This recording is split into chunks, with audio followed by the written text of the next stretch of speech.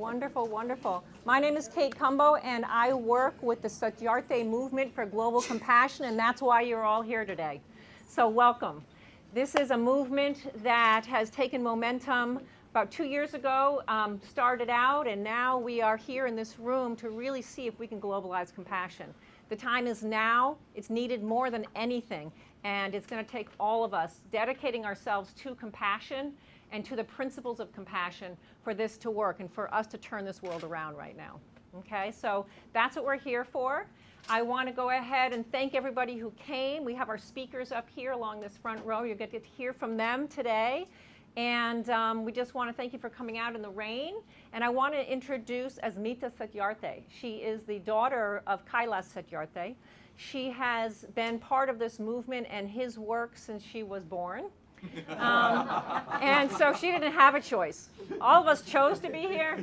This is just how she was born into it.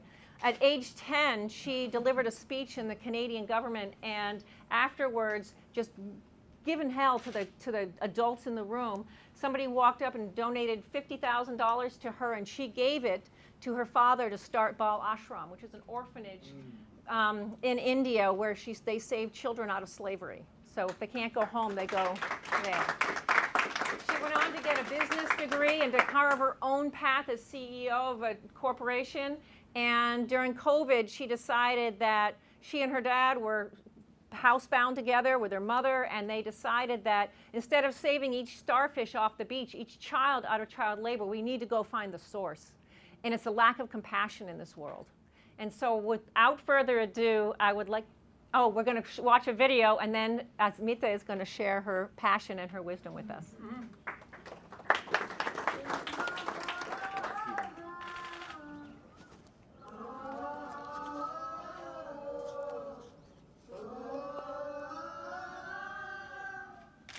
The joys and freedom of millions of children started with just one feeling.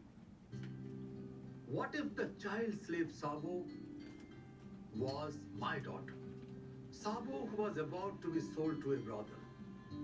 Sabo, whose desperate father lay in a heap at my feet. Perhaps it all started with a spark of compassion, and today become a worldwide movement. I believe that each one of us is born with two natural gifts: consciousness and compassion. Both are the core reasons of our being.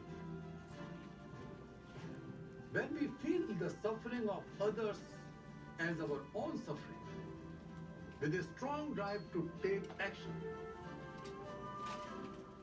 that is compassion.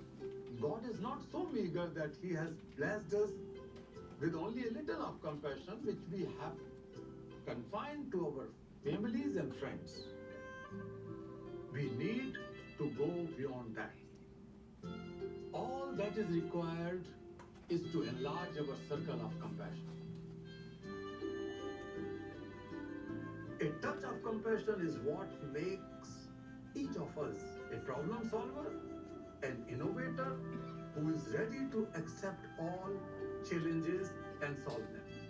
When we work towards making our world a better place, each one of us becomes a compassionate leader. In fact, all world religions and movements were born out of compassion. I stand with 8 billion people because the world is my family. In this age of interconnectedness, are we really connected with each other? Compassion is the greatest form of connectedness and love. There is no curse bigger than being alone. Loneliness is frightening. If you are connected, you are fearless. And we are the safest if we feel like a part of our global family. They are the mothers of the children. They bring their compassion.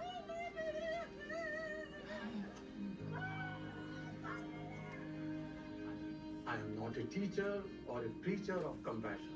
I have made it a way of life. I truly believe that every solution lies in compassion in action. So, my dear friends, as we globalize markets, resources, and data, I urge you all to globalize compassion. Sangachadum samvadadum samvo manansi janatam deva bhagam yatha purve sanjananam upasate.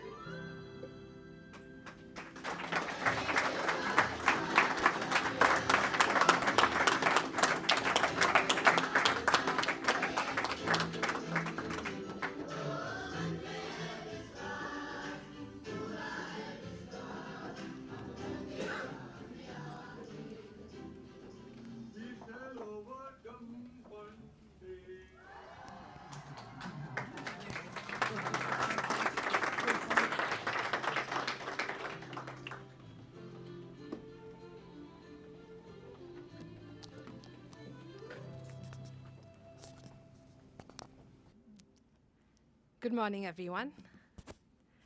On behalf of the Satyarthi Movement for Global Compassion, it is my deepest honor and pleasure to welcome you to the high-level roundtable, Globalizing Compassion, a moral framework for justice, equality, peace, and sustainability. Before we begin, can I request us all to stand up? Can we hold hands? And can you all repeat after me? I am with you, we are together. I am with you, we are together. I am with you, we are together. I am with you, we are together. I am with you, we are together. Thank you so much. Thank you.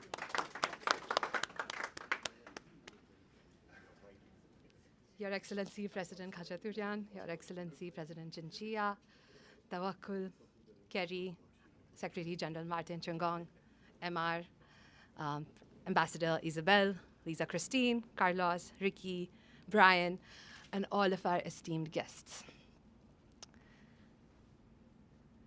First of all, I want to thank our hosts and partners in this, the Permanent Mission of Monaco. We had a wonderful audience with His Serene Highness Prince Albert yesterday, and we are so grateful for all his warmth and support to our movement. I also want to thank FPCD, Claudia and her team, Muriel, I believe you're here somewhere, for all your help in putting this together. And last but not the least, I want to thank the best team in the world, the team of SMGC, all our rock stars out here and back home in India who have been working day and night, have not slept, I don't even know in how many nights. And they're the ones because of whom we are here today. Our founder, Nobel Peace Laureate Kailash Satyarthi, could not be with us here today because of his health. But I know that he is so wonderfully represented here by not only our esteemed speakers, our board members, Kerry, Gabriela, MR, but each and every one of us who's here today and believes in the power of compassion to change the world. Thank you.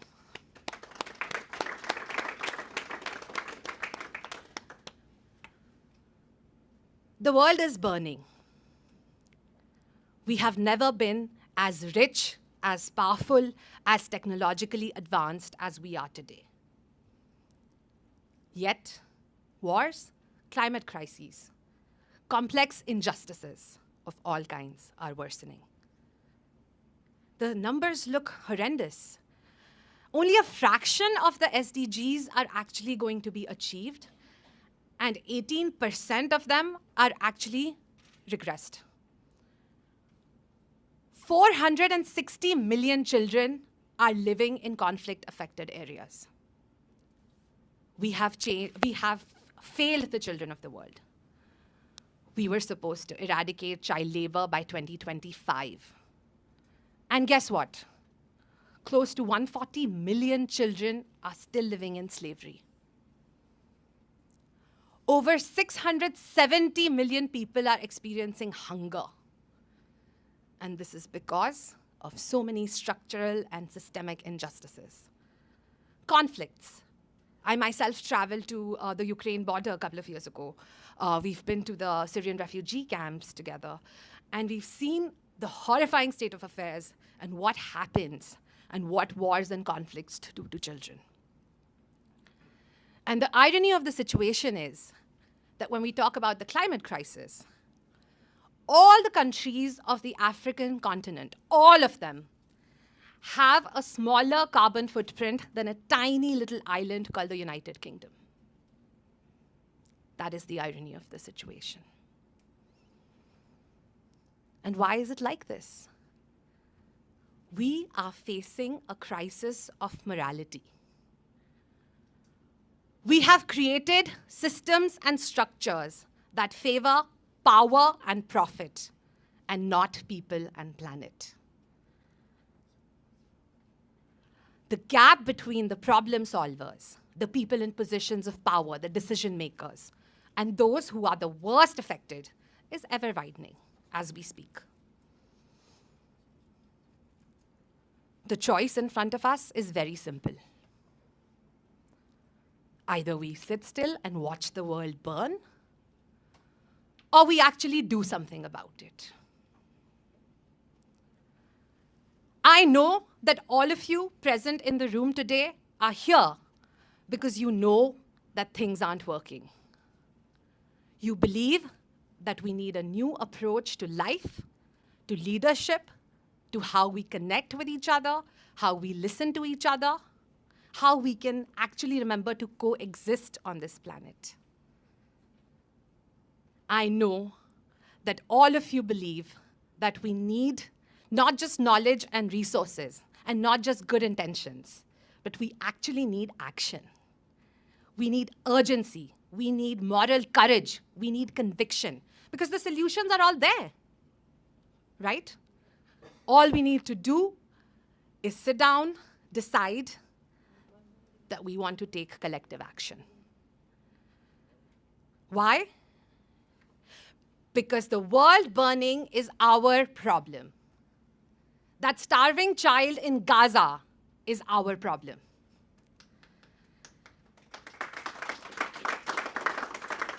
That little girl I saw crossing over from Ukraine to Romania, clutching her toy in her hand, she's our problem. And that, my friends, is compassion. Kailash Satyarthi says, compassion is the strongest force there is, because it emanates when we believe that somebody else's problem is our problem. When somebody's suffering is our own suffering. And we do whatever it takes to end that suffering. That is the power of compassion. Compassion fights for justice, for equality, for rights. Compassion is not a soft emotion. Compassion bridges the gap. It makes us look at each other as human beings again. It makes us listen to each other. And it makes us think mindfully and practically and solve a problem in a systemic manner. And that is why we launched the Satyarthi Movement for Global Compassion last year in March 2024. The response we've gotten all through the last year has been absolutely fantastic. We are creating something called the Satyarthi Compassion Quotient, which is a measure to not only evaluate, but actually enhance one's ability for compassionate action. It follows the framework of awareness, connectedness, feeling, and action.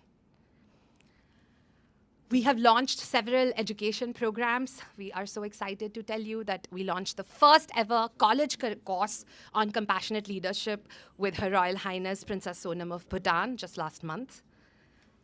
Yes, last month. We are embedding compassion in curriculum in schools and educational institutions. We got together a team of 15 Supreme Court judges to deliberate on the doctrine of compassionate justice, which means fast, fair, equitable justice with a focus on the victims. And we are so proud to say that we're now launching a training program for judges for all across India. And we want to hope to take it globally very, very soon. This year, we launched the Satyarthi Summer School, where 25 young change makers from 12 countries around the world came to India, spent time with us at Bal Ashram, which Kate was referring to is a rehabilitation center for freed child laborers who are compassionate leaders and the face of the movement. The summer school is ably represented by Carlos here and Alexandra, who are our young champions and leaders. There are several other things that are in the pipeline, but we really want to embed compassion in every walk of life, in policy making, in judiciary, in education, in teaching, in how we live and lead and connect with each other. All I want to leave you with is a little story, again, lifted very directly from our founder's Nobel acceptance speech. There was a fire that broke out in the jungle. All the animals were scrambling, running from pillar to post to save themselves. There was a little hummingbird that kept running, to the fire and back, to the fire and back. And the king of the jungle, the lion, asked her, "What are you doing? You're so silly." He was laughing at her. She said, "Look at my beak. There's a little tiny drop of water in it. This is my home, and it is burning, and I am going to do my bit." So we're calling upon all of you to find the hummingbird inside, to stand up, to take action, to join the movement. As our founder says, let us come together, let us globalize compassion and learn how to walk together. Thank you very much.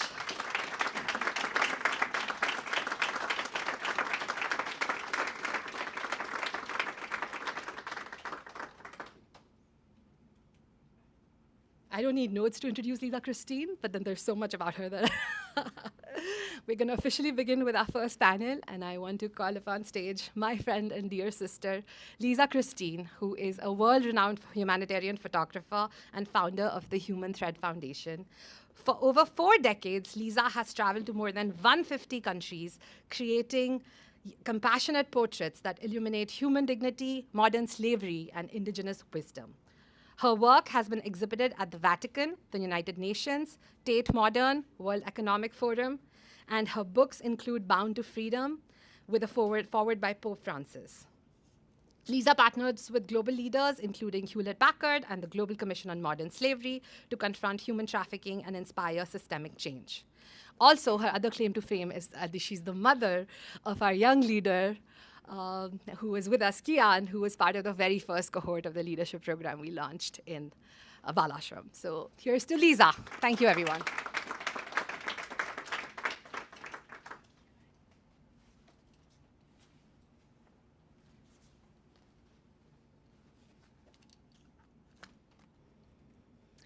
Excellencies, distinguished delegates, and dear friends, welcome. It's an honor to be with you all this morning. When I look out on our world today, I feel that we're at a real moral crossroads.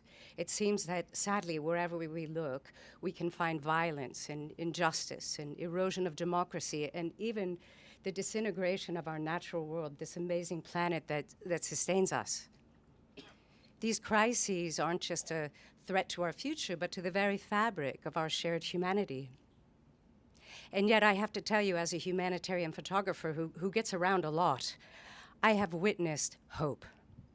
Across continents, I have seen leaders and individuals alike standing for human rights, advocating for peace, and building systems of sustainability and care.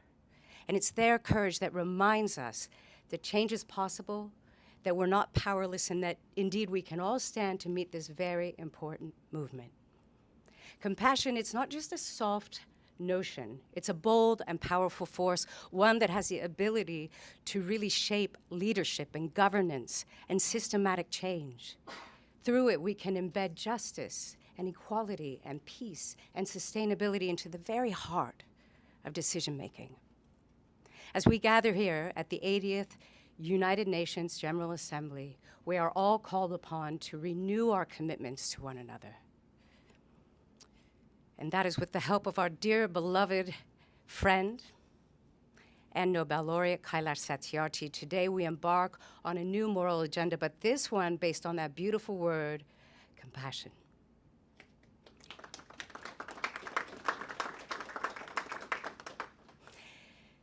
With gratitude to our hosts, the Permanent Mission of Monaco to the United Nations and the Satyarthi Movement for Global Compassion, we are here to reimagine global systems through compassion.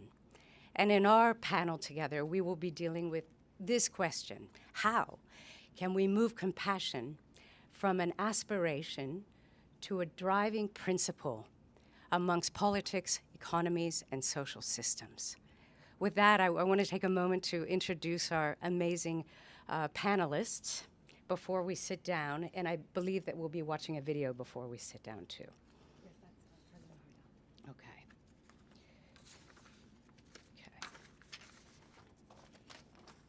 Initially, a champion of democracy and compassion, His Excellency Jose Ramos Horta, President of Timor-Leste and Nobel Laureate. Though he's unable to join us today, he will be sharing a beautiful video message. Secondly, a bridge builder for parliamentary democracy and global cooperation, Martin Chungong, Secretary General of the Interparliamentary Union. Welcome.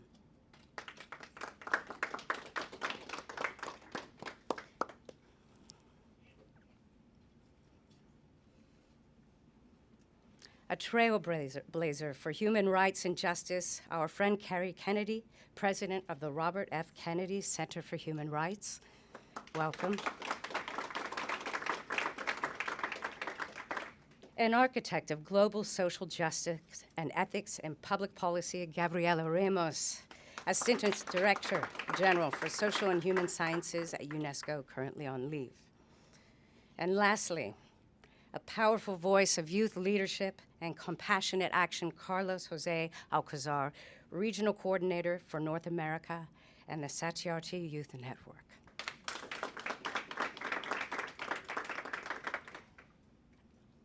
Can I take this? Yeah. Let's see if I can get this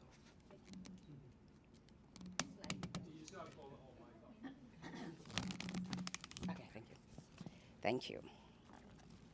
As mentioned, we have a video address from His Excellency Jose Ramos Huerta of Timor-Leste and Nobel Laureate of 1996. Not being able to join you in New York, particularly to join my friend Kailash Satyarthi and his esteemed wife Sumedha for their amazing work over 3 decades.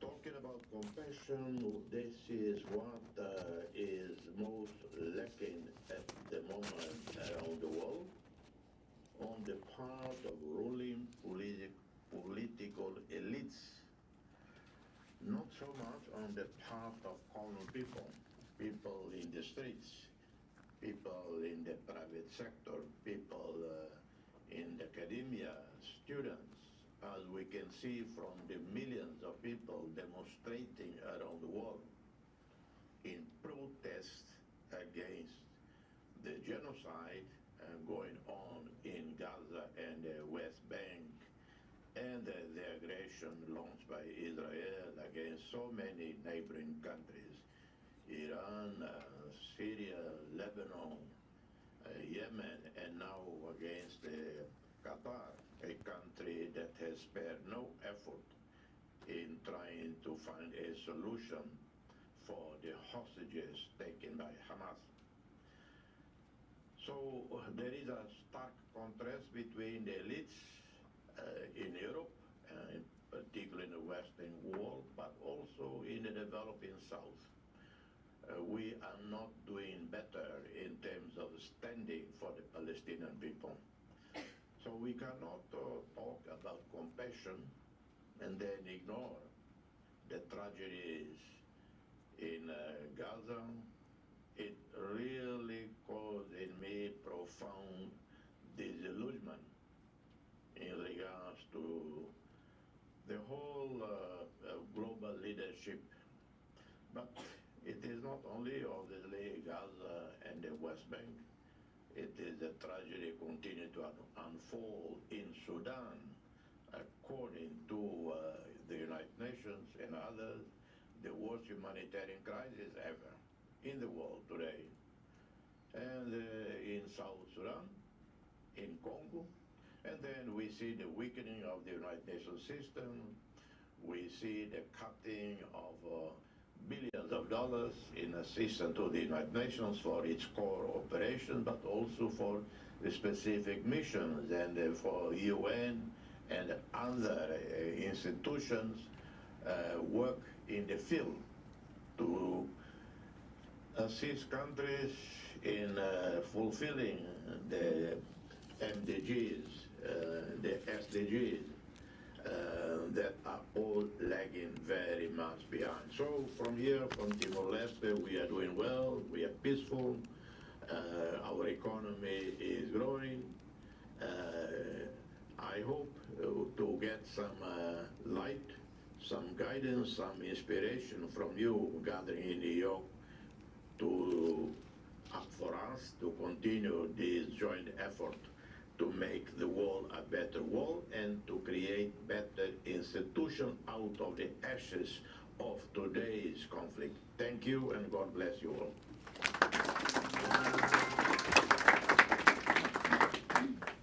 That was beautiful. So as we go into our conversation together, which I'm so excited about, I wanted to ask you all to connect your answers to, real world examples as much as possible so that we could kind of put a measure on this, and then to keep answers to around 4 minutes. Secretary General, I'd like to begin with you. Compassion can be somewhat intangible. So how can compassion be structurally embedded in parliamentary and legislative systems at a time of rising polarization? Thank you. Do I need a microphone? I can shout.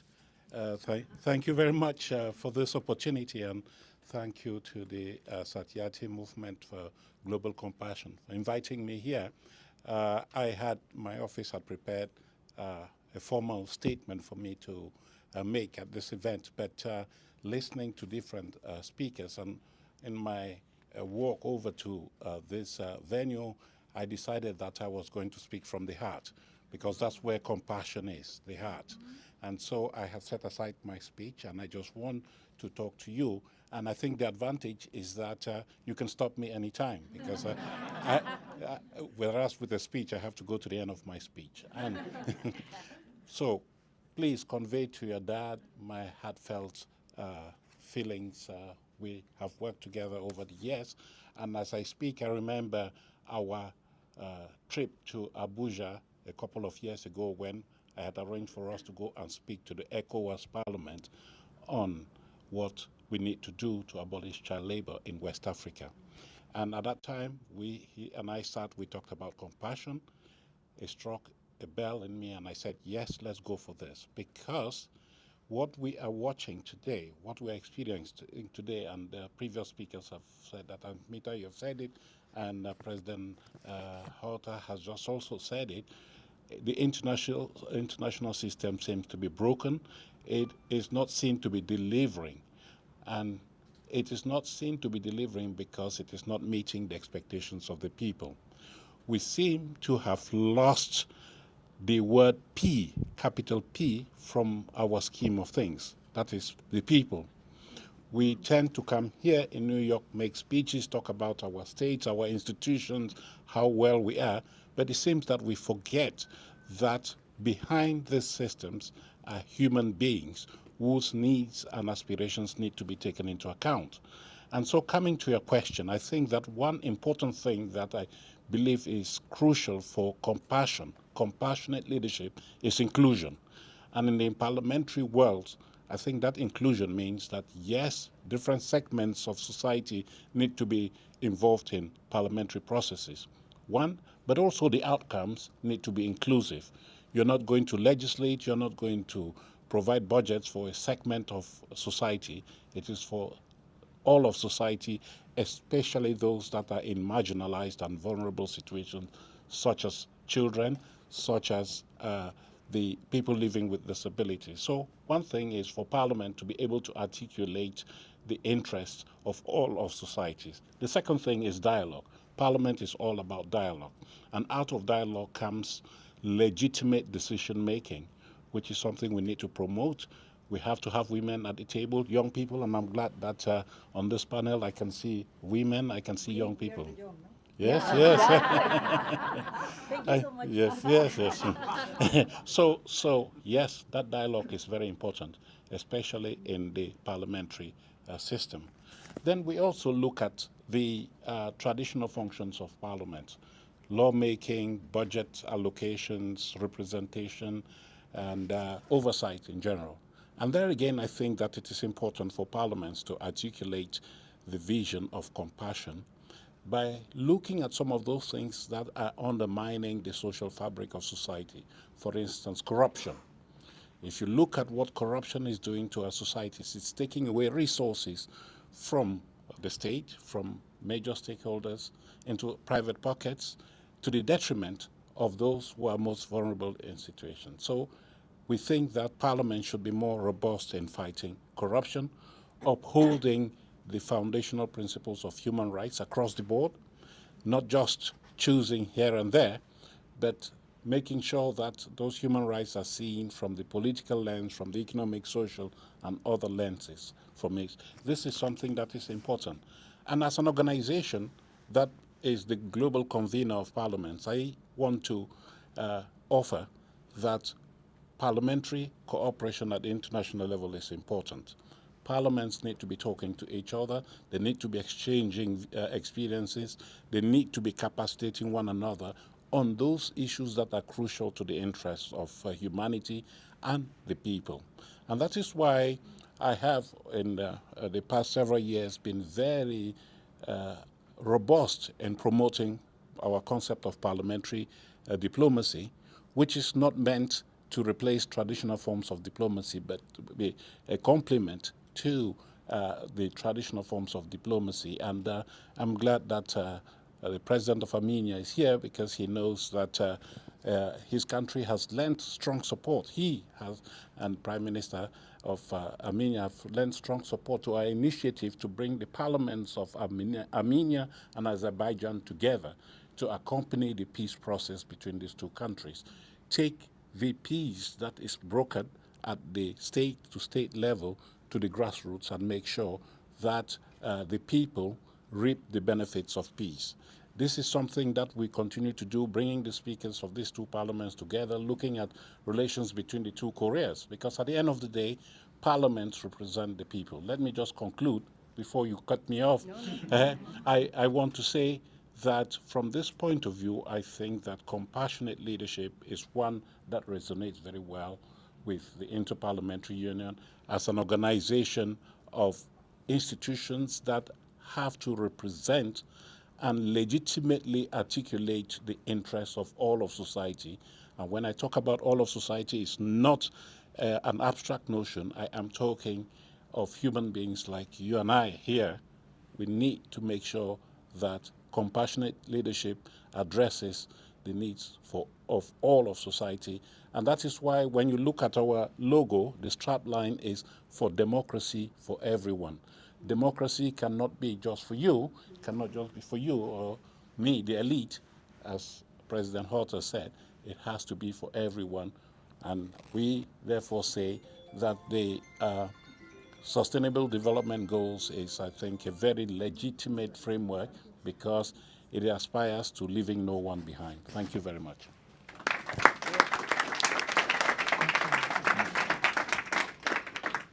Thank you for those deep, compassionate words.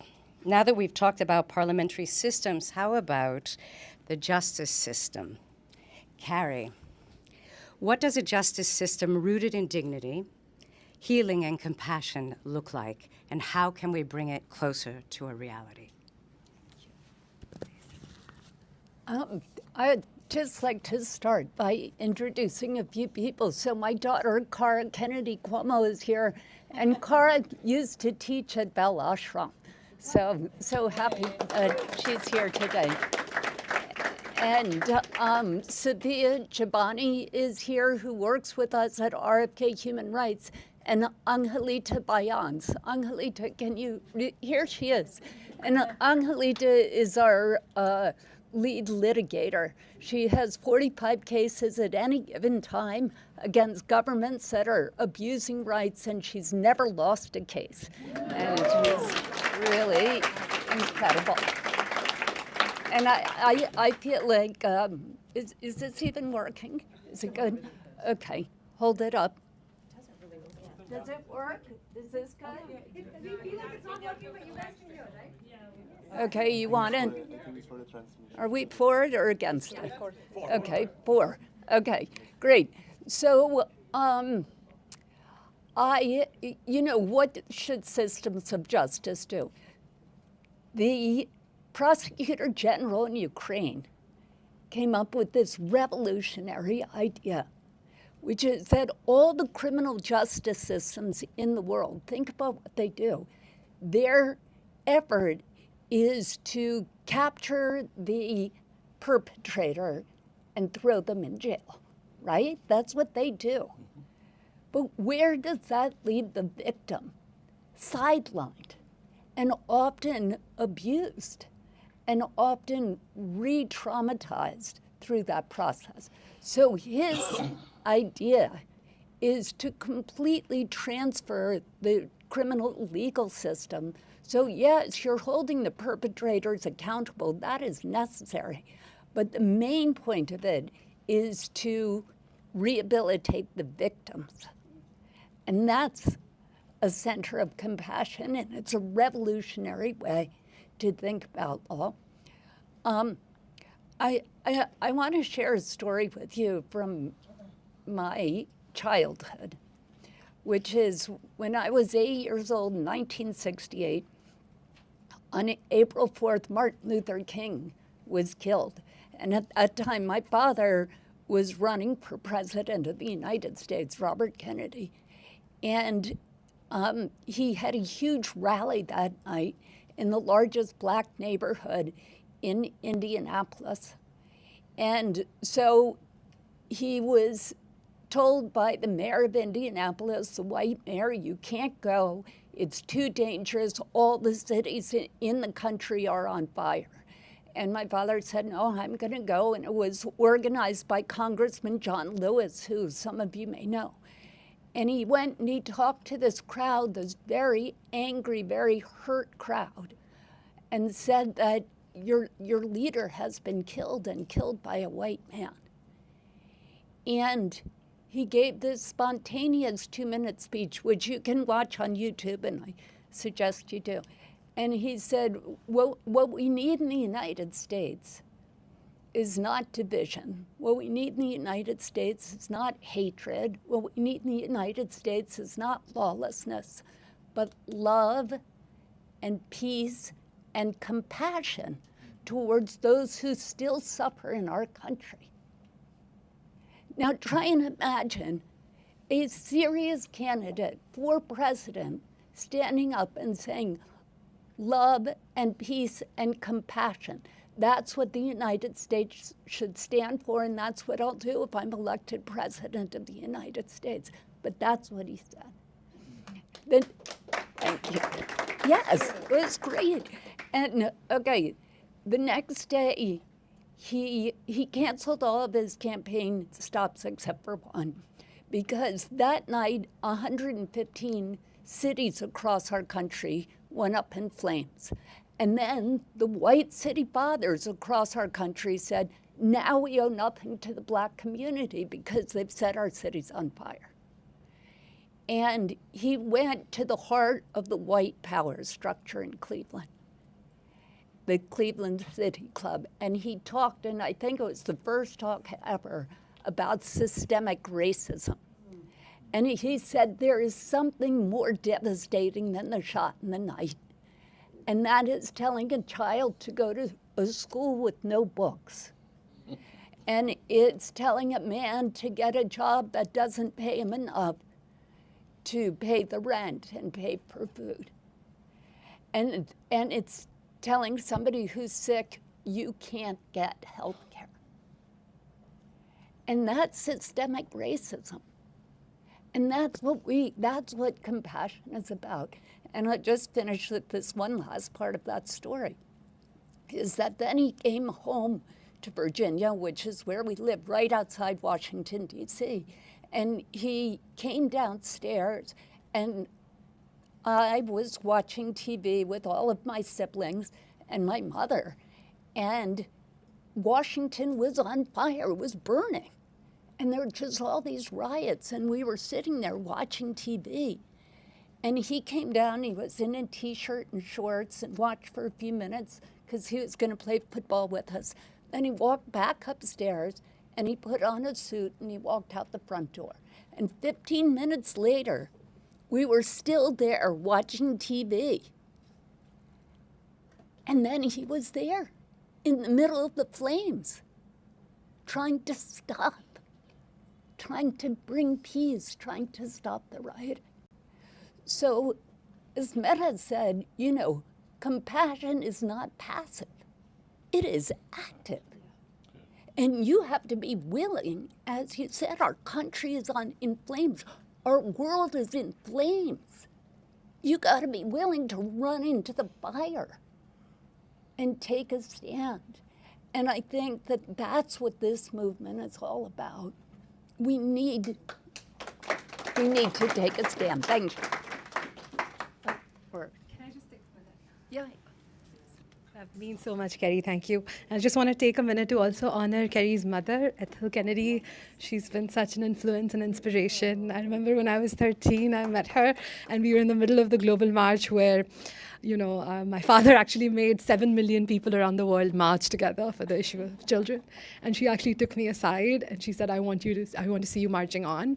And she made me buy a pair of sneakers. So I was just thinking about that when you mentioned it.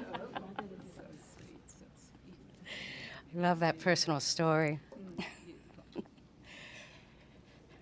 Gabriela, data and science have been a powerful driver for climate. But what role can compassion serve as a foundation for climate, ensuring responsibility toward future generations and integrating indigenous knowledge and behavioral change into sustainability efforts? Thank you so much, Lisa. And it's very difficult to come after both of you, but I'll do my best. But you're young and very, very dynamic, so it's fine. No, the fact is that I'm very, very happy to be here. Thank you to the Embassy of Monaco. Thanks to Kailash, to Sumeta, to this force of nature, Asmita. Thanks to Andreas Ocorso, who introduced me to Kailash. And as you did, I also want to recognize Feline Chanol, who's there, but fighting for the rights of women and against violence in the Lancet Commission, which I also belong. So the question is about climate, but I would broaden it because it's about systems. And that's what I like about this reflection, because, of course, it calls the best inside of us as humans to connect with others, to look in the eyes other people that are suffering. The best thing I have done in life is to rescue one Afghan lady. And when I was looking for people to help me in the UN system, which is the place that you are expecting that they will help, somebody told me you cannot get her out because first, she's not a UN staff. Second, if you get one out, you will need to get everybody out. And I was like, why don't we just get one out? And we got like 50 out. And they're here in New York. So I think that this is the part that is more human, compassionate, understanding, and I love the way the Satyarthi movement has put it together. But we are fighting powerful systemic issues, fighting systemic issues that are not driven by compassion. The economic model that is leading to this climate disaster, that is leading to the injustices of the top 10% having 60 or 70% of the wealth in the world, that is driving us back from the human rights agenda, that is pushing the diversity, equality, and inclusion down. And now you're looking bad if you talk about those issues. Is the powerful forces that are benefiting from the way the things are. And I think we need to be very conscious about that. Because you said it, Ashmita, the question is that the economic model is profit-driven. And it's fine. We're not going to ask the business sector to go out and don't do profit. But it cannot be only profit-driven. The way we measure growth, the way we measure economic progress, GDP, but what we consume and what we produce is almost defining humans as consumers and producers. We are not. We are something else. And in my past career, and I see President Chichilla, when we were at the OECD, we were trying to push this agenda of the well-being agenda, which is including what is important for people. It's not only to have income. Of course, income is the basis. If you don't have income, it's the basis. But you want to have safe neighborhoods. You want to connect with people. You don't want to see suffering. You want to have a good job, good quality job, and all of those things that are more in the economic sphere called soft issues are the most important, because it's not about having a job. It's about having a quality job. How do we measure that? No, just measure how many jobs you are creating. Why you're getting into that, no? Oh, we're back into the GDP growth. Fantastic, the quarter was fantastic. And then you don't interject the question of equality and sustainability that you're talking about. And that's why with the evidence, and we will be working with the compassionate movement to make this connection, because we need to bring the compassionate in action, compassion for action, into how do we rebuild the systems that we are looking at. And the proposition is that when we call for economic ministers that are there taking decisions on behalf of our people based on efficiency and maximizing profits or maximizing whatever, we need to interject the question of how much that decision is going to impact equality and how much that decision is going to impact sustainability ex ante. Don't come to me to say, oh, I took this economic decision and then suddenly I found that we crashed the ocean. Or that, no, let's just do it ex ante so that we ensure that that's the case. And I have been working on that for long. And I feel that it's about creating a space where these values can also inform policy making. It's not about competition only. It's not about beating the other. It's not about US and China only. It's about providing the best to our people. And I think this is one of the issues.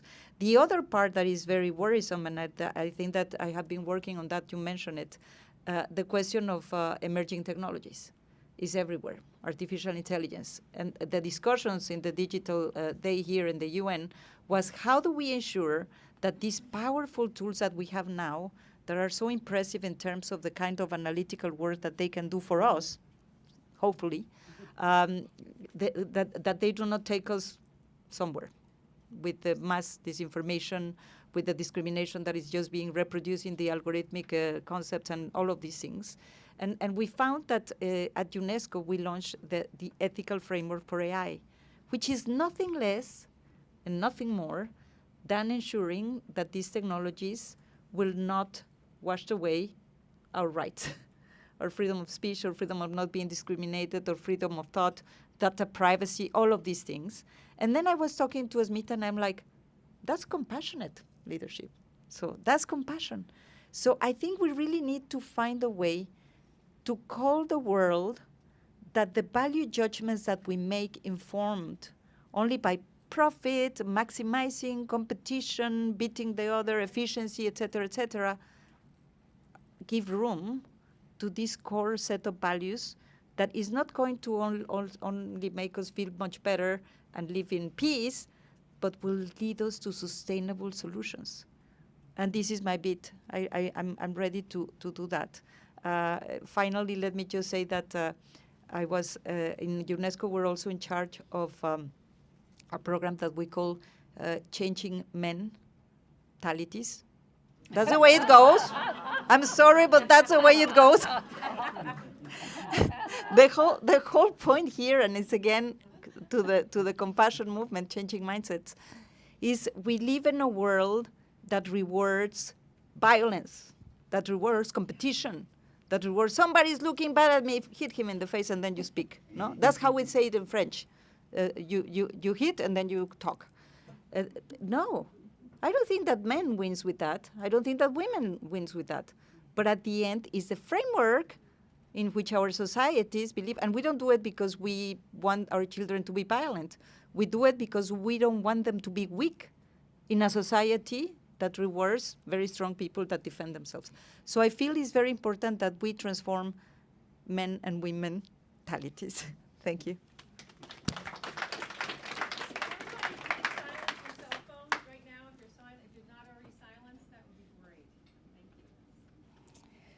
Gabriela, when you were talking, I was reminded of a meeting I had the other day and learned that, of course, the King of Bhutan has designated 1 million acres toward a sustainable city that's based on consciousness and compassion and sustainability, and that the honor of doing that for a community to, you know, bring in original masons and to really get everybody interacting in this tremendous goodness for everyone involved. It's just so beautiful. Thank you for your words. Carlos, I'm so glad you're here. You're probably the most important person in the room. You represent the next generation. And I have a question for you. If you had one message for world leaders today about partnering with youth, not just listening but sharing power, what would that be? Thank you very much. Well, good morning, everyone. After Mr. Secretary General bold decision of speaking from the heart, I'm gonna look very bad if I read the speech I made today. So I'm gonna try my very best. I'm gonna follow some notes that I have, so I'm gonna cheat a little bit. It's gonna be our little secret for you. Well, first of all, I'm very happy to share with you that I'm not alone today. Mrs. Alexandra Grechavnik is coming with me. We were both part of the Satyarthi Summer School in India, and it's a great honor. I would like you to give an applause as well for Alexandra. Okay, well, Excellencies, distinguished delegates, and colleagues, it is a great, immense pleasure to be here with you all. I cannot share, it's very difficult to say in words how nervous I am right now. Well, following the question, sometimes I bet you all heard sometimes at some point that my generation is called the Crystal Generation, yes? And people gave us this name, and sometimes I was talking with Alexandra that I prefer to be identified or marked as someone sensitive, fragile, and easily offended than be made of stone and let pass a lot of inequalities that exist in our environment. We are a generation of change. We are trying to break a lot of injustices that have been perpetuated for a long, long time. In my mother tongue, Spanish, the word compasión is something that is almost sacred. We were taught that only Jesus Christ is compassionate. So what we're doing today, people from all around the world, believers and non-believers, we are trying to globalize compassion. I don't want it to sound like something not normal, sorry, but something that can be achievable, yes. Following this, from Mr. Kailash Satyarthi, I get to learn that compassion is something that we all can do, and sometimes we confuse that with empathy. But compassion is to act, not only feel the pain of others, but to act in order for inspire a change. What can I say? I want to share with you a very personal story. My grandfather was born in a very poor rural community in northern Mexico in the state of Chihuahua. And he decided to leave his home with nothing but himself. And because he wanted more, he wanted to achieve goals. He wanted a different life.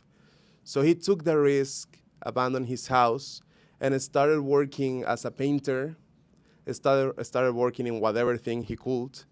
And sometimes even he got a job in an ice cream shop in Mexico. And the only place he could sleep at was in the cold room of the fruit shop, yes. So after many years, he became a veterinarian, is the word? Yes. He achieved that, and he promised himself that he was gonna push his children to pursue a career. And that's why all my 5 aunties and uncles are now professionals. And they are very excited, very happy to have had this amazing kind of mentality in the family. 2 generations later, his grandson, myself, is here at the United Nations General Assembly, sharing this stage with such important people from all around the world. In 2019, I have the privilege of getting to know Mrs. Carman in Mérida and Mr. Satyarthi in Mérida as well. And I was seated into the crowd, very excited for the opportunity of being there and learn together with them. And 6 years later, to be able to be here, maybe you can see just me, but for real, my whole family, my friends, my grandfather is standing with me today.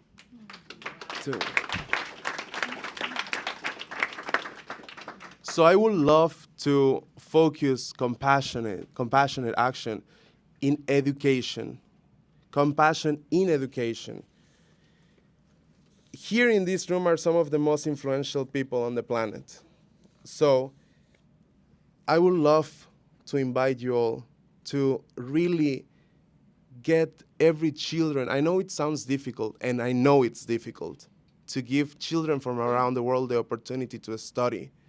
But as someone said, if you don't have books, if you don't have access to technology, to information, it's almost impossible to learn. I bet everyone in this room had the privilege of studying something, and that's why it's important to recognize our privilege. Both of my parents are university teachers, so I had that blessing. I have that blessing. Sorry. Perhaps 2 generations from now, the grandson of a refugee child or the granddaughter of a farmer could be standing right here at this stage, not speaking about inherited pain, but about conquered hope. That is the power of compassion, and that is the task of our generation, the so-called crystal generation. I'm very excited to share with you all, to finish my participation today, that my family and we decided, I just met with Asmita today, so I didn't have the chance of talking about this. But we're deciding to throw our very own family foundation in Mérida, in Mexico, with our resources. So anytime you are in Mérida, please let me know, because you're gonna be able to see what we're doing, and we could celebrate with some tacos and tequila as well. So thank you very much for this opportunity from the deepest of my heart.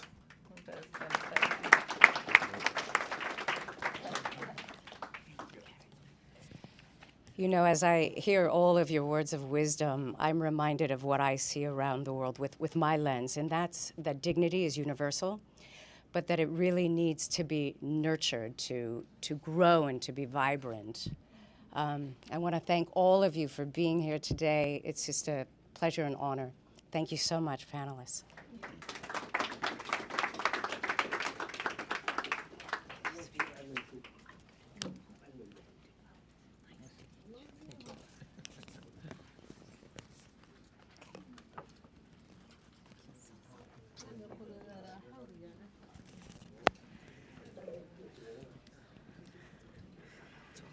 Thank you so much. That was such an inspirational panel. Some of my biggest inspirations and our supporters to the movement were there. And it's so wonderful to see the clarity and the conviction in our hearts and minds that we want to come together. And I hope that we've renewed our commitment to compassion and globalizing compassion today. Thank you very much. With that, I want to introduce the moderator for our next panel, Emma Rangaswamy. He is a board member of Kailash Satyarthi Children's Foundation, US. He is someone that I think of every time I think about the power of human connection. He has brought compassion to the very center of innovation and leadership. He founded something called Indiaspora, which is now the leading organization for the Indian diaspora across the world and is such a powerful force for leadership in the world. Over to you, Amar. Thank you. Thank you, Smita. Thank you, everyone, for being here. That was an inspiring panel led by Lisa and the team. We'll try to follow. It's going to be a tough act. But just want to say, in diaspora, I want to give a recognition to two of my colleagues who are in the audience. Sanjeev Joshipura is here, as well as Shobha Vishwanathan. They're both here as well. Again, in diaspora, just quickly, what our connection is with Kailash. I've been on the board with Kerry as well, Kerry Kennedy, to be on the board of Kailash's U.S. organization, seen his work firsthand. We wish him well as he recovers, but seen what he does. And the Indian diaspora is fully behind him. We're 35 million people of Indian origin who live outside of India. And we are the bridge, the living bridge between India, which has 1.4 billion people, and the diaspora, which is 35 million people. And the GDP, just to think of these 35 million people, Mr. President, you'll be interested to know, the GDP of this diaspora, the Indian diaspora, is estimated to be $1 trillion. So it's a very influential, powerful group, but they need to give. They need to be giving back, and that's our role, is to make sure that this diaspora is connected and is a force for good. And that's what our organization is all about. And that's why we decided to join with Kailash in this movement. And again, he was very articulate when he first started talking about this, making the difference between, just sympathy. When you see someone lying on the street, you say, oh, I feel sorry for him, to empathy, which is you put yourself in that person's shoes and you say, my God, I'm having a tough day or a tough time. But compassion is really what it's all about. To do something about that person lying on the street. A very simple way to look at it, right? You do something about that unhoused person or the homeless person. You don't just walk by. And that is what it's all about. And that's what we want to bring at In Diaspora, is to be a force for good, all right? And we have really 5 eminent people here today in this session. And I'm going to have them join me. First is His Excellency Vagan Khachaturian, the President of Armenia. Big round of applause. We also have Her Excellency Laura Chinchilla, the former President of Costa Rica. We also have the Nobel Peace Laureate for 2011, Tawakkol Karman. And we have my good friend, 3-time Grammy Award winner, Ricky Cage. Ricky? Brian, we have one more chair. We have Brian Kelly. Yeah, we have Brian. Oh, Brian brings his own chair. Yeah, because he's the points guy, and you'll find out what that means. So we have 5 amazing people here. A round of applause. And what we're going to do with these 5 eminent people is to see, how do you translate this into action? You know, compassion here at the Anga Week, everybody does the talking. Who walks the walk, walks the talk, right? And that's what we're going to find about. And so first I want to turn it over to President Khachaturian, who is the President of Armenia, to make some remarks. Thank you very much. Good morning, everyone. Thank you for this opportunity. But I was in the same position. I prepared some statement, officially something here. But when I listen, you understand it is not it will be not so good. And I decided to change my mind, and I will speak in Armenia, my interpreter here. It's an honor to be here. Ես իսկապես հասկացա, որ այստեղ պարզապես ճառ ասելու տեղ չի. And I do now understand that this is not a place to make a speech. Այստեղ իրականում անկեղծ խոսելու միջավայր է. It's a place to speak from the heart. Ինձ ավելի շատ տրամադրեց Քերին Քենեդին. And Kerry Kennedy motivated me a lot. Ես առաջին անգամ իրան էստեղ տեսա։ For the first time I met her here. Ես հանկարծակի եկա, երբ որ ինքը ինձ հարց տվեց, ինչ եղան Լեռնային Ղարաբաղի տեղահանված 100,000-ից ավելի մարդիկ։ I was saddened when she asked me what happened to the more than 100,000 people who were displaced from Nagorno-Karabakh. Դա 2 տարի առաջ է եղել։ This happened 2 years ago. Մարդիկ ստիպված էին իրենց հազարամյա բնակավայրը լքել։ People had to flee from their homes of millennia. Առանց որևիցե առանց ուղակի թողել հեռանալ ամեն ինչը։ They just got up and left without taking any belongings. Եվ Քերին Միացյալ Նահանգներում հայտնի ընտանիքից իզնից հետաքրքրում է թե ինչպես են այդ մարդիկ հիմա ապրում։ And Kerry from the United States, from a very well-known family, is asking me, how are these families doing? Սա է մարդկային կարեկցանքը։ And this is the compassion.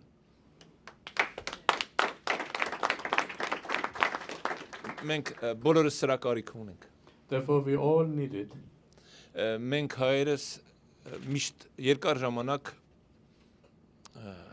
ապրելով տարբեր երկրներում չենք ունեցել պետականություն։ For a long period of time, Armenians have been living in different countries, but we didn't have statehood. Մենք 34 տարի է որ ունենք հիմա անկախ պետություն։ Our independent country, our independent state is 34 years old now. Եվ միշտ զգացել ենք աշխարհի տարբեր ծայրերում գտնվող մարդկանց կարեկցանքը, օգնությունը, վերաբերմունքը մեր նկատմամբ։ But throughout the time, we have always felt the compassion, the attitude, the care of people from all around the world. Ինձ համար որպես օրինակ միշտ եղել է Ֆրիցյոֆ Նանսենը։ And Fridtjof Nansen has been a good example to me always. Անցյալ տարի, երբ որ ես Ժնևում էի, ինձ հնարավորություն եղավ լինել ազգային լիգայի թանգարանում։ Last year I was in Geneva. I managed to visit the museum of the League of Nations. Եվ այնտեղ ես տեսա Նանսենի անձնագրերը։ And I saw the passports of Nansen. Նանսենը նորվեգացի մարդ։ Nansen is Norwegian. Ըստ էության Հայաստանի հետ իր առնչությունը երևի միայն գիտելիքով պայմանավորված։ His interaction with Armenia was pretty much with his knowledge only. Բայց տեղեկանալով ցեղասպանված հայերի մասին, But learning about the Armenians who had suffered the genocide, 1915-ից 20 թվականներին, genocide between 1915 till 1920, ինքը որոշում է օգնել բոլոր գաղթականներին հայերին։ he decided to help all the Armenian refugees. Հասնում է նրան, որ ազգային լիգան իրեն հնարավորություն է տալիս անձնագրերով այդ մարդկանց տեղափոխվելու հնարավորություն ստեղծել։ And the League of Nations allows him to give them passport in order for them to be able to travel. Եվ այդ մարդիկ կարողանում են այդ անձնագրերով տեղաշարժվել, գտնել իրենց հետագա ապրելու վայրը։ Nansen passports were used for people and by people to move to find their new homes. Շատ մարդիկ տեղափոխվել են Միացյալ Նահանգներ կամ երկրներ այլ։ And many came to the United States and to many other countries. Շատերը դարձել են հանրահայտ մարդիկ, Many became famous, այդ թվում նաև Միացյալ Նահանգներում։ also in the United States. Եվ սա կարեկցանքի դրսևորումա, որը կարիքը մենք հիմա ունենք բոլորս։ This is compassion, an expression of compassion that we all need. Եվ ինչա բացակայում մեզ հենց դա։ And this is also what is missing now. Մենք այս առումով ինձ համար շատ լավ օրինակ է նաև պարոն Քայլաշը։ Mr. Kailash is also a very good example to me in this regard. Մենք պատիվ ենք ունեցել անցյալ տարի իրեն հանդիպել սոցիալական արդարացության համաժողովի ժամանակ։ Last year we had the honor to meet him during the summit for social justice. Եվ խոսում ենք հիմնականում հենց այսօրվա իրավիճակի մասին։ And the current situation is what we discussed. Այսինքն երկու թեմա էր հետաքրքիր։ Երեխաների իրավունքների պաշտպանություն We discussed two important topics. One is the children's rights, եւ կարեկցանք, compassion. եւ տեսեք տնտեսությունը կարող է զարգանա, մարդիկ կարող են բարեկեցիկ ապրել, բայց բոլոր դեպքերում աշխարհում կան մարդիկ, որոնք այդ կարեկցանքի կարիք ունեն։ Economies may develop, people may live better, but there will always be people in the world who will need this compassion. Մենք մարդկային պարտավորություն ունենք այդ մարդկանց նկատմամբ։ As humans, we do have a responsibility for them. Եվ սա դաստիարակվում է ընտանիքում այդ կարեկցանքը, այդ վերաբերմունքը։ Compassion is something that is injected in us when we are brought up in our families, հասարակության մեջ, in the society. Եվ մեր քաղաքական գործիչներից հենց դերը կայանում է դրանում, որպեսզի մենք կարողանանք մեր հասարակությանը այդպիսի տրամադրություններ հաղորդել։ And the role of ours, politicians, is to be able to give and translate these moods to the societies. Եսեք մենք օգոստոսի 8-ին Ադրբեջանի հետ խաղաղության համաձայնագիր ստորագրեցինք։ On the 8th of August, together with Azerbaijan, we signed a peace agreement. Դա տեղի է ունեցել Վաշինգտոնում։ This happened in Washington. Անհավանական է, որ դա տեղի է ունեցել։ And this was something unbelievable. 30 եւ ավելի տարի մենք պատերազմել ենք։ For more than 30 years, we were in a conflict, in a war. Տասնյակ հազարավոր մարդիկ երկու կողմից մահացել են։ Tens of thousands died from both sides. Եվ շատերը չէին էլ հավատում, որ կարող է այդպիսի բան լինի։ Hence, many didn't even believe that this day would come. Բայց Վաշինգտոնում դա եղավ, հրաշք էր դա։ But this miracle happened in Washington.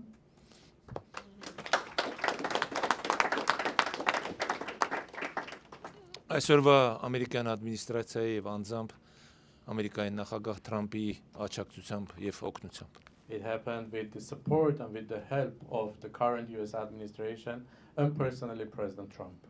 Եվ հիմա մենք իրար հետ պետք է Ադրբեջանի հետ խաղաղ պայմաններում ապրենք։ And now it's time for us to live in peace with Azerbaijan. Մեր հարևանն է։ Because they are our neighbors. Այլ կերպ հարևանի հետ չենք ապրում։ There's no other way for living with the neighbor. Մենք հիմա կարիք ունենք միմյանց վերքերը վերականգնելու, բուժելու։ We need each other, we need to heal each other's wounds. Այն բոլոր ցավերը, որ կա, դրանք վերացնելու եւ պայծառ ապագայի նայելով։ We need to overcome the pains and look forward to a more brighter future. Ինչով եմ ուզում ավարտել։ And to conclude, մենք կարող ենք իհարկե պատմությունը չմոռանալ, ավելի շուտ հետ նայել եւ պատմության մեջ գտնել էջեր, որով միշտ մենք կարող ենք իրար հետ կռվել կամ հարցը չլուծել դրանով։ of course, we can always look back to the history, find points, moments in the history that can make us fight and conflict. Երկու կողմերից կորուստներ կան։ We both sides always have the losses. Բայց մենք պարտավոր ենք առաջ նայել։ But what we have to do is to look forward. Ի վերջո եւ ապագային նայենք լավատեսորեն։ To look forward with optimism. Մենք բոլորս պետք է հասկանանք, որ մենք ինքներս ենք մեր սեփական ճակատագիրը այսպես կառուցում կամ ձևավորում կամ And to understand that we are shaping our own destiny. Եվ այստեղ մեզնից է կախված մեր հաջողությունը։ And our success depends only on us. Եվ ամենավերջում մի դրվագ ուղղակի իմ անձնական կյանքից քերի մի հատ դեպք պատմեց։ In the very end, just to bring an anecdote from my personal life. Կներեք, որ երկարում է։ Sorry for taking your time. 1988 թվականի դեկտեմբերին Հայաստանում ավերիչ երկրաշարժ եղավ։ December 1988, there was a destructive earthquake in Armenia. Երևանից հեռու էր, դա մոտ 120 կիլոմետր։ It was 120 kilometers away from Yerevan, capital city. Մի մասը իսկապես հեռուստացով նայում էր կամ ռադիոյով լսում էր ինչա կատարվում։ Some people were following on TV, on radio.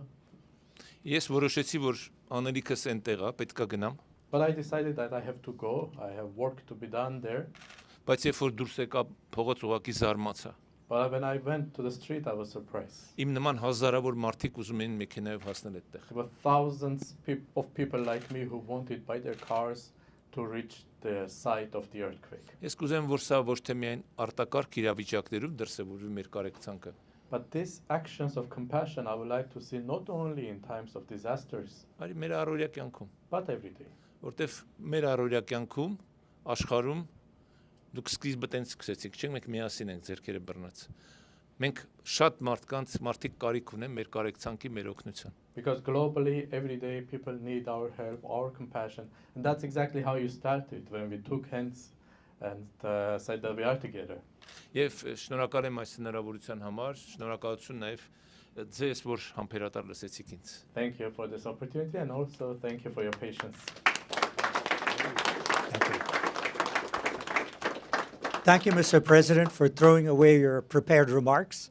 I researched on ChatGPT for 2 hours to prepare for this, and I threw that away too. So next up, we have Her Excellency Laura Chinchilla, the former President of Costa Rica, again to make some remarks. Well, good morning, everybody. It is said that we, the politicians, speak too much, So in order to avoid the temptation, I prefer to prepare some notes like you, my friend, so I can really focus on what I want to say. And it's going to be basically about walking the talk, because I feel so proud about my little country, which is in the west of the Americas.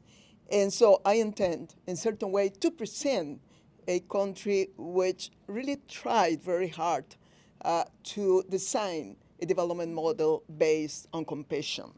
But first of all, I just want to say that, of course, it is an honor to be part of this high panel roundtable convened by Kailash Satyarthi, Nobel Peace Laureate, as part of the global compassion movement that he has inspired and is successfully leading. I can only agree with the notion that compassion is an essential catalyst for driving systemic and positive transformation in leadership, governance, and intergenerational progress at all levels. Now, more than ever, we require this force. In a world grappling, and the previous speakers have underlined on this, in a world grappling with myriad challenges and crises, compassionate leadership can inspire collaboration and foster innovative thinking and shared solutions. By prioritizing empathy and understanding, leaders can create policies that address the needs of the most vulnerable populations while aligning with the Sustainable Development Goals. As I told you at the beginning, I am proud to say that my country, Costa Rica, is a clear example that compassion and solidarity are the most relevant pillars for achieving sustainable human development. The nation's development model, deeply rooted in a commitment to human dignity, prioritizes universal access to health care and education, the protection of our natural resources, and a robust democratic framework. These components have not only enhanced the country's economic growth, as you said, Gabriela, it is not only about economic growth, but have also fostered a cohesive society that values the well-being of its citizens. Sustainable development is deeply woven into the national efforts, our ethos. The nation has become a global leader in ecological conservation, with almost 30% of its territory protected as national parks and reserves. Initiatives such as reforestation programs, the totally banning of extractive industries, and the production of almost 100% of energy from renewable sources underscore a holistic approach to development.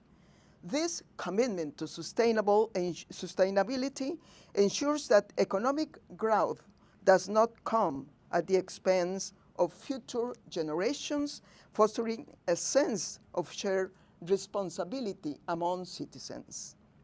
Moreover, Costa Rica's enduring democracy is fundamental to its development narrative. The abolition of the armed forces since 1949 has reinforced our belief that lasting peace and prosperity are rooted in the peaceful resolution of conflicts and democratic coexistence. By promoting civic engagement from an early age, Costa Rica cultivates a political climate where dignity and respect for all individuals are central.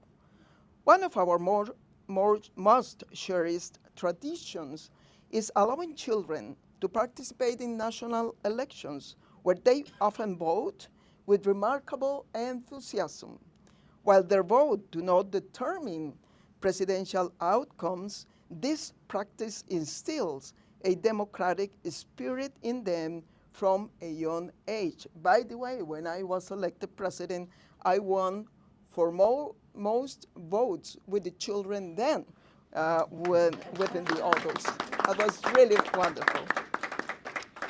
However, despite all these blessings we have enjoyed, we are not immune from current trends. Narratives filled with division, intolerance, and misinformation are increasingly proliferating alongside the harmful use of social media by irresponsible leaders. Concurrently, violence is escalated, intertwined with organized crimes, particularly given our country's location in a region historically affected by drug cartels and organized crimes. This is why, precisely because I don't want to lose the country we have, I embrace initiatives like the one being presented here. They deserve our support because the only way to counter the trends that currently are fostering division and conflict among people is through compassion and solidarity. And thank you. Let me just end it up with three important conclusions. The number one is that you mentioned the role of education.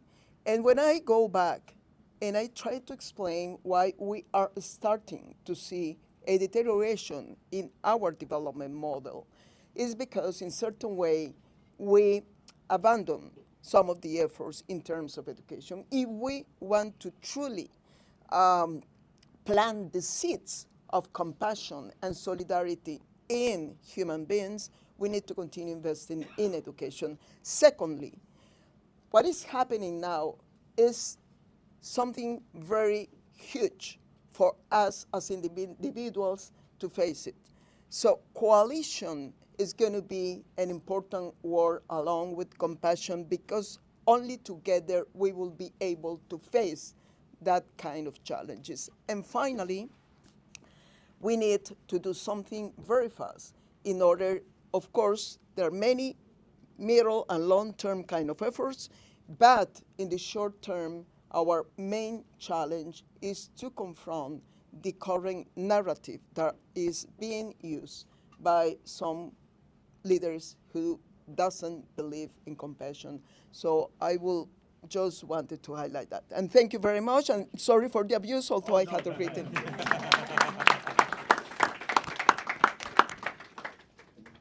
Please, and now we'll hear from another Nobel Peace Laureate. Thank you so much. Hello, everybody. I'm so happy to be here. And I hope that my brother Kailash will recover soon. So give him my big greetings. I'm so happy that I am participating today with my friend Kailash and with you about, how to spread compassion around the world. And when Kailash told me that Tawakkul, I'm establishing a new initiative about compassion, and it is a new movement about compassion, I told him, Kailash, before telling me anything, define compassion. What do you mean? Tell me. He said, peace, justice, sustainability. And he started with justice. And I said, okay. I'm with you. So this is very important, because sometimes people think that compassion is weakness. And this is exactly what some people, portray Nobel Peace Prize laureates. They have Peace Prize flag, and they have to be so calm, and they have to bow for injustice. And so that is not our rule, and that is not the compassion. Compassion doesn't mean to be weak. Compassion means to be strong. Means to be strong. Compassion means to be the voice of people who suffer from injustice, from tyranny, from occupation, from poverty, from global warming, from climate change, from corruption. So that means to be compassionate, to help people, to support them. This is the real power.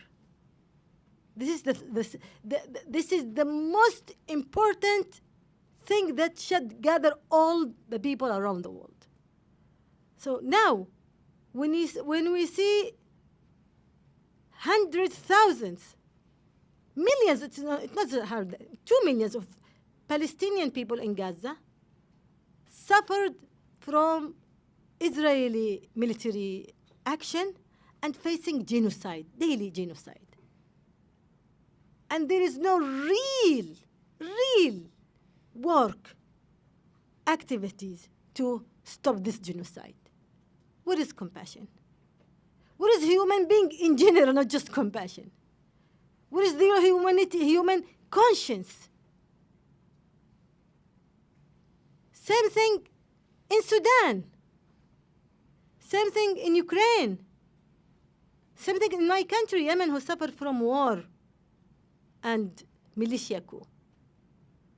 So to be with the people in their battle against tyrannies, against dictators, against occupation, and to be bold, to be brave, this is the real meaning of compassion.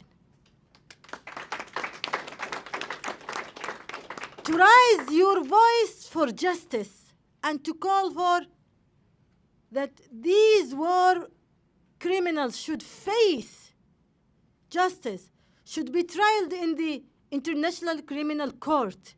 This is the real meaning of compassion. To be against the gap, the huge gap between poor and rich. And to tell that rich countries, the superpower countries, to stop their destruction of our countries, to stop their stealing the wealth of poor countries and poor people. This is the compassion. And to talk in very bold voice against climate change. To tell those companies to stop their destruction on our Mother Earth. It's compassion. So let's be brave. Don't think that compassion is just, hello, how are you? I'm feeling, no. It's to be strong. It's to raise your voice against racism. To raise your voice against racism. Against those people who spread hate. Against xenophobia.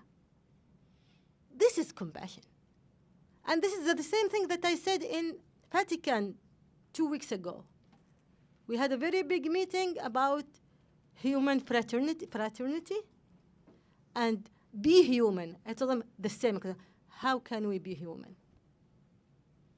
To be human, that means that you have to sit and to help and to support and to be in the first line of defending for those people who suffer from oppression, from occupation, from authoritarian regime, from poverty, and from climate change. Thank you. And now my good friend Ricky Cage. Let's see, I know your music and everything is around sustainability and justice and equality.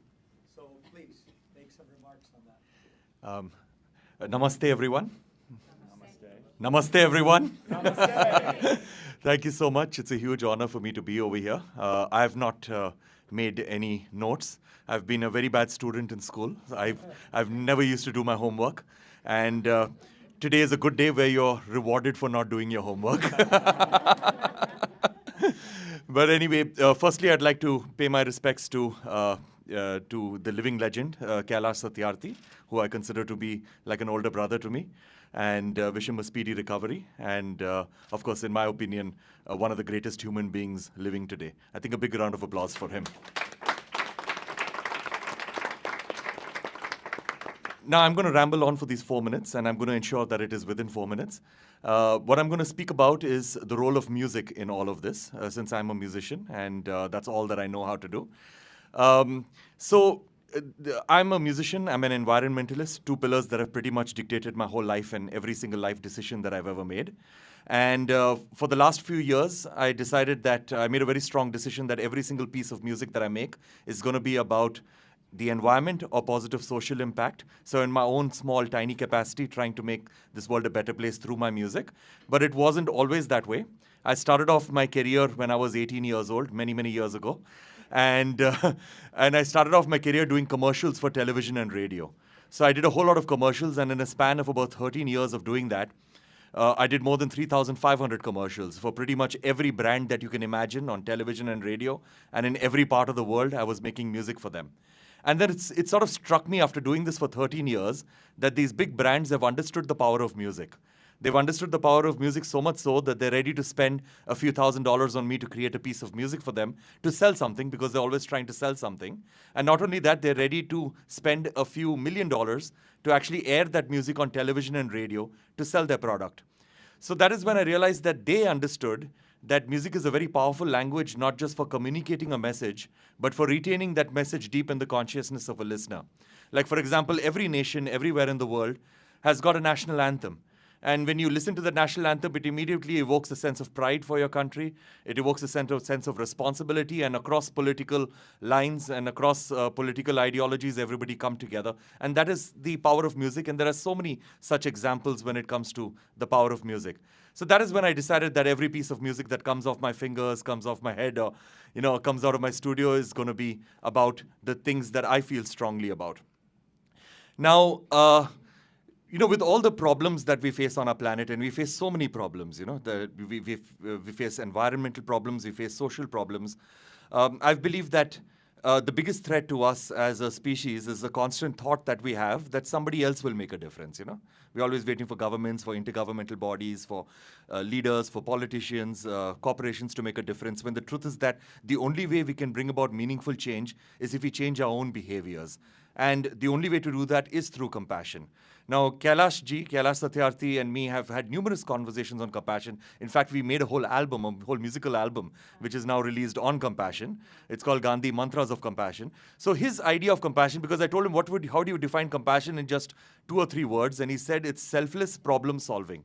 And that's the most practical definition I've ever heard, that you're solving a problem, but it's not necessarily a problem that you yourself face, So it's empathy with action, That's what it is, compassion.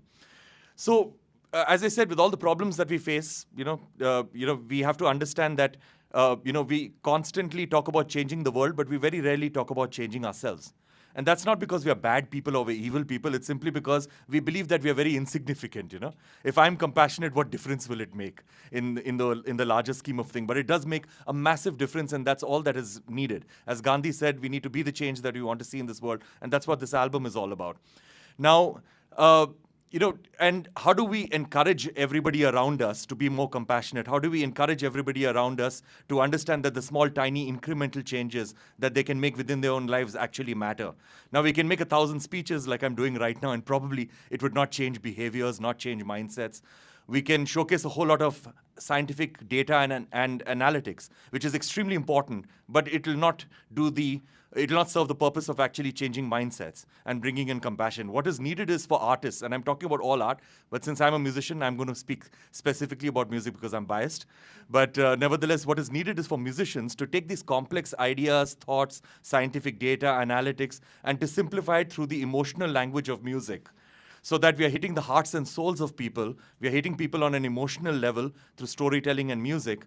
And that is what I believe will change people. And of course, with all the problems that we mentioned just now, whether it is social problems like poverty, hunger, malnutrition, gender inequality, gender violence, or you talk about environmental problems like climate change or species extinction, deforestation, or air pollution or plastics pollution, the thing is that every single person on this planet, pretty much everybody is aware of all of these problems, not at a statistical level or with extreme data, but everybody is aware that these are problems that we are facing. So, in my opinion, the golden question is not about awareness, because everybody is sort of aware of all of these problems, but not in depth. The golden question is, how do we convert this mere awareness of problems into taking concrete steps within our own lives and taking action? And I believe that the arts and music is the answer, and that is the catalyst that will actually convert mere awareness of problems into taking concrete steps and action and making this a far more compassionate and a selfless world. Thank you. Wow. Tough act to follow. to close us out. No pressure. It's an honor to be here today with such dignitaries and change makers and friends. But I do want to apologize. Normally when I'm speaking to a room of jet setters, my goal is to teach you tricks on how to fly for free and get upgraded. I am happy to stick around after and help you use your frequent... to taller people. Yes, exactly. So for those of you who have no idea what the points guy is, especially in America, we're obsessed with loyalty programs, credit cards. And about 15 years ago, I was a corporate road warrior, and I decided to start a blog. I bought a $10 domain and started sharing my tips on how people can save money, get the best credit card. And fast forwarding now, 15 years later, 80 million people will visit my site. We've got 150 employees, millions of views on social media, and we can meaningfully impact change where people visit beautiful countries like Armenia and Costa Rica. And at the core, I do believe that tourism is a force for good. It's 10% of our global GDP, and when we do it right, we can change the world. But about four years into my journey, I was suffering from burnout. And this is just a quick little story about doing good in the world is good for business. So I hit a point as my company was growing from a tiny little blog to, oh wait, this is a big business, and I'm in front of the camera trying to grow it. I had a real moment of burnout. Social media is very exhausting. So not just being an entrepreneur, but one who's putting himself in social media. And there were moments when I thought I would switch away from this. I needed a real fire that would light me up. And once you get money in New York City, you can go to fancy galas. And I looked to my friends and I said, surely this isn't, many people are fine with that, but I always wanted something more. And I wanted my company to align with the cause that we believe in, that travel can change the world. So I started looking for organizations, and serendipitously, I got introduced to Peace Jam. And when I heard about Peace Jam, I got chills down my spine. It was the notion of Nobel Peace Prize winners banding together to help educate the next generation of change makers, young people across the world who would participate in a year-long program that would culminate with incredible laureates like Tawakkol doing this rousing weekend-long conference. The one problem they had was that travel's really expensive, and unfortunately to developing countries in Africa, it can be exorbitant. So a Denver-based charity like Peace Jam simply couldn't afford logistically to send the laureates, frankly, where they're needed the most in the world, where the youth didn't have the resources like many of our chapters in the United States. So that's when I had my moment, and we immediately, and I'm just gonna give a couple tips because the business community has to team up. We have the funds, we have the power, and just a couple ways that 11 years later, the Peace Jam partnership with my company, with others, is growing. And this is a time, and to me, as I think about what compassion is, it is peace, and it is the youth, and arming you to help solve all the problems that our generations have saddled on your community. Number one, I would say, is what has made this successful is building the partnership into the core of the brand. So instead of just doing a one-off partnership, we're gonna donate a portion of proceeds, we developed what we call Points for Peace, where our millions of readers who had points could donate them to help fund Peace Jam. We went out to our partners, credit card partners, airlines. Hey, United Airlines, we have a huge chapter in Ghana, and you just launched a new route to Ghana. Why don't you donate some of those seats to help bring Peace Jam staff around the world? And then in turn, we can help promote you authentically. That has been a huge success. Our partners, our fans see it, and they know that it's authentic. And a second piece, because ROI is important in the corporate world, everyone, you need to see, is this really paying off? And it is important to be accountable. But I think business leaders often have a hard time justifying what is the impact of saving, and sending a young person in South Africa, we now send them to college. Well, how does that impact the community? Us on the front lines, when we see the change that makes, and that one person going to college can then impact an entire community as a nurse. So it's hard to put that into corporate numbers. What I recommend is engaging your employees. So, and doing year-long initiatives. So with Peace Jam, we have youth all around the world. So our employees have an option to mentorship. So they do Zoom mentorship with high schoolers around the world. It can be personal, it can help them prepare for college. And then those employees who are the most engaged and top performers at the company, we take them to the peace conferences, and we have even usually a dinner with the Nobel Peace Prize winner. So what I can do is poll our top employees, our top performers who are making the company so much money, and retention is critical these days for top talent.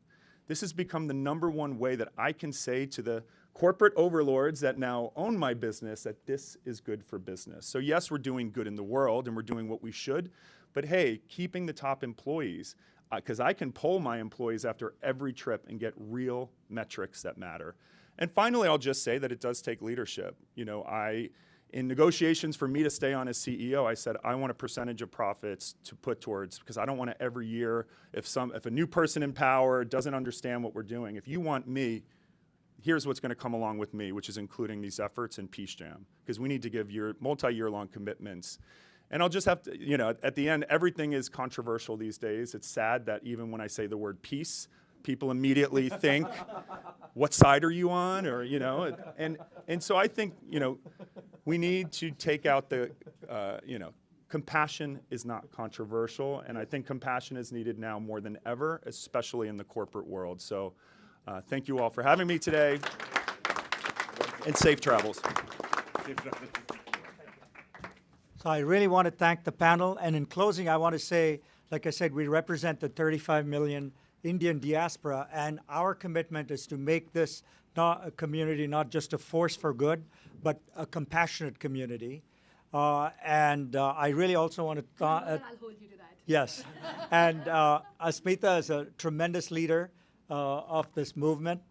Really kudos to you. And we all come, at least Ricky and I come from the land of Gandhi. Yeah. And like he said, you know, be the change you want to see in the world. All of us need to do that. Be the change you want to see in the world. So let's go. Let's do it. So with that, can I count all of you to be part of the movement? Yes. Raise your hands if you are. Thank you, guys. Thank you so much. Thank you. That was wonderful.